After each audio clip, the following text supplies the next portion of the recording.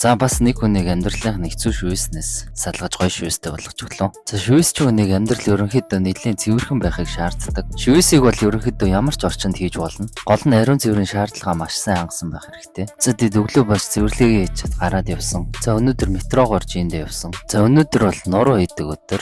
За бас нийлээд хэцүү харагдаж байна. Буцаад метронд суугаад дүүгийнх рүүгээ явсан. За дүү банштай шүл хийж өгсөн байна. За Японд бол би ерөнхийдөө баг шөнийн амтан гэж хэлж болно. Хүмүүс арчлаад хараад ирээд ерөнхийдөө шөнөөр ихэвчлэн шивээсээ илгдэг. За энэ шивээсний хувьд орой 8 цагаас эхлээд шөнийн 3 цаг хүртэл хийж дуусгасан. Нэлээд олон жил болсон ийм хуучин шивээс байсан. Шивээс дарж янзлна гэдэг бол хамгийн хэцүү зүйл. Хуучин шивээсийг дарж янзлахад бол нэлээд мэдрэмж шаарддаг. За ямар шивээсээр яаж дарах вэ гэдгийг бол туршлагаар орж ирдэг зүйл. Бараг өглөө унтсан болохоор нэлээд унтжгаад үдээс хойш сэрж цэвэрлэгээ хийчихэд за өнөөдөр цаг авсан хүмүүс маань ирж чадгааргүй болсон учраас завтай өдөр өнгөрсөн. За найз минь бас гэртээ ураад очих хоолоор дайлуулсан. Сэтгэл гаргаад үнэхээр гоё хоол, гоё ширээ бэлдэж өгсөн байсан. За тэгээд нэг 2 цаг орчим бильярд тоглоод өнөөдөр ингээд дуусч байна. Дараагийн бичлэгээр уулзцгаая.